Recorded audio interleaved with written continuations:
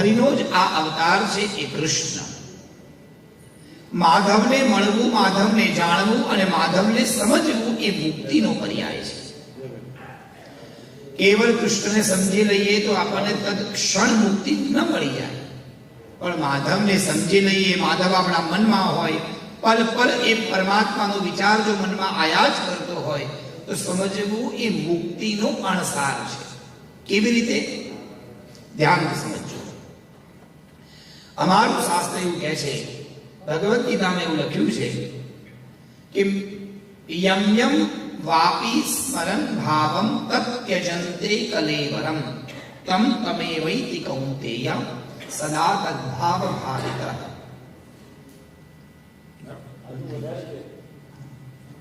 સદા તદ્ભાવ ભાવિતઃ.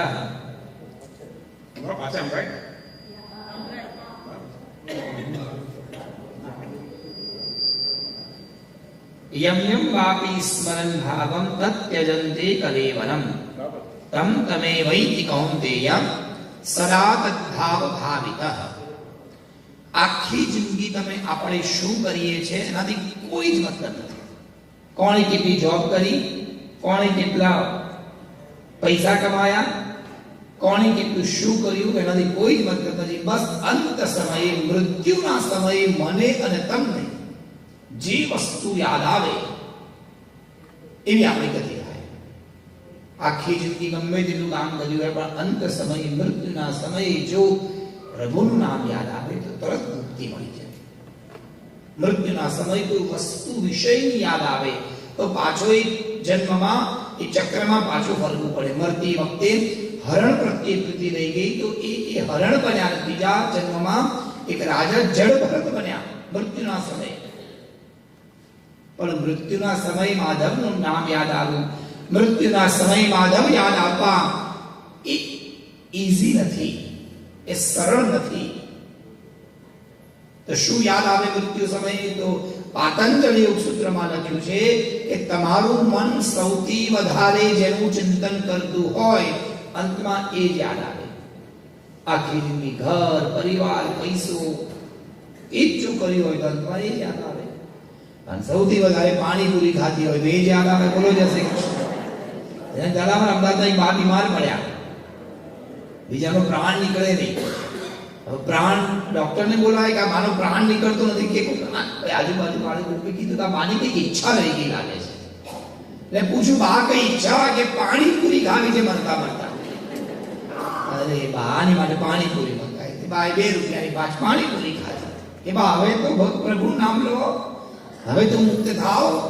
બા કે હજી કોરી બાકી છે. આખી જિંદગી જે કરી હોય અંતમાં એ જ યાદ આવે. આખી જિંદગી માધવની, આ કૃષ્ણની અલગ અલગ લીલાઓનું સ્મરણ કર્યું હોય, અનેક કથાઓ વારંવાર સાંભળી હોય, અંતમાં આપણને યાદ આવે કે પેલી કથા, આ કથા, એક કથાનો ટુકડો યાદ આવે અને ટુકડો જો મનમાં રમ્યા કરે અને એ જ સમયે જો આપણો જીવ આ શરીરમાંથી બહાર નીકળી જાય તો મુક્તિ થઈ. એટલે એ બધું યાદ અપાવવા માટે પ્રભુએ આ બધી લીલાઓ કરી. ક્યારેક વસ્ત્ર હરણ કર્યું તો ક્યારેક માખણ જોયું તો ક્યારેક પ્રભુ રાધાની સાથે રમણ કર્યું તો ક્યારેક ભગવાને અર્જુનની સાથે મહાભારતનું યુદ્ધ રમી અને ધર્મની સ્થાપના કરી. આવી અનેક લીલાઓ પ્રભુએ આ પૃથ્વી પર કરી અને બધી લીલાઓનું પાછળ એક જ આશય હતો અને એ હતો ધર્મની સ્થાપના. ધર્મની સ્થાપના કરવા માટે કૃષ્ણનો એક અવતાર છે અને આ અવતાર એ હરિનો અવતાર છે. એટલે કીધું હરયે.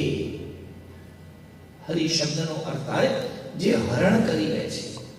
મારા તમારા બધા પાપ, તાપ અને સંતાપ જે હરી લે એને હરિ કહેવાય. હું પ્રણામ કરું છું કોને? તો કીધું કૃષ્ણને, વસુદેવજીના પુત્ર વાસુદેવને. અને એ જ વાસુદેવ છે જે હરિનો અવતાર છે. હરિ વિશેષ કંઈક એનામાં છે એટલે કીધું પરમાત્મને. તમે આત્મ તત્વના આત્મામાં પણ પરમાત્મા છો. આત્મા અલગ અલગ વસ્તુમાં હોય, ધ્યાન આપજો. આત્મા મારામાં પણ છે, તમારામાં પણ છે, પણ મારા શરીરમાં રહેલી આત્મા એ આ શરીરને આધીન છે. આ શરીર આમ જોવા જઈએ તો બંને એકબીજાને અન્યોન્ય ભાવથી છે. આત્માને રહેવું હોય તો શરીર જોઈએ, અને શરીરને ચાલવું હોય તો આત્માની આવશ્યકતા પડે. બંને એકબીજાને આધીન. એક નાનકડી આત્મા આ શરીરમાં આવી ગઈ તો હવે આ જેવું શરીર જેવું કરશે એવું આત્માની ઉપરના કર્મના બંધનના લેપ લેપાશે. અમુક વાર આત્મા સારા શરીરમાં હોય તો અમુક વાર આત્મા ખરાબ શરીરમાં પણ જાય. હવે શરીર તો અલગ અલગ છે. દરેક વ્યક્તિ પોતાની બુદ્ધિ મતિ સ્વાદ પ્રમાણે બધું કરે. ઘણાને ગુજરાતી ખાવાનું બહુ ભાવે, ઘણાને પંજાબી બહુ ભાવે, ઘણાને બીજું બધું ભાવતું હોય. દરેક પોતાની મતિ ને રુચિ પ્રમાણે ખાય, અને મતિ પ્રમાણે પોતાનું ખાવાનું બધું ફેરવી પણ નાખે.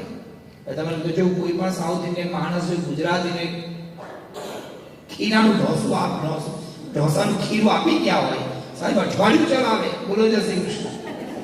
એમથી સોમવાર ઢોસા બને, મંગળવાર ઇડલી બને, તોય ખીરું વધે તો પાછા એમાંથી ઉત્તપમ બનાવે, અને એમાંય પાછા ઢોકળા બને આપણા વાળા. બધું જ ચાલે, હોય એક જ, પણ તમે જુઓ એના સ્વરૂપ બદલાઈ ગયા, એના સ્વાદ બદલાઈ ગયા. એક જણા તો સાહેબ ચીઝ ઢોસો કાઢ્યો. બોલો, ઢોસામાં હવે ચીઝ આવી ગઈ. પાણીપુરીમાં લોકો ચીઝ નાખતા થઈ ગયા. સ્વાદ બધા જાત જાતના થઈ ગયા છે. કેમ? પોતાના સ્વાદ પ્રમાણે. આ સ્વાદ ક્યાંથી ઉપજે? તો કીધું મનમાંથી. મનને જેવું ગમે, મનને વધારે ગમે, મનને વધારે ભાવે એટલે જાત જાત ને ભાત ભાતના નાટકો અને જાત જાત અને ભાત ભાતના સ્વાદ માણસો ઉભા કરે, નવા નવા રંગો ઉભા કરે. આ બધું ઉપજાવે પોતાના કર્મ પ્રમાણે, અને એ જ કર્મના ફળ પ્રમાણે પછી માણસનું જીવન બને.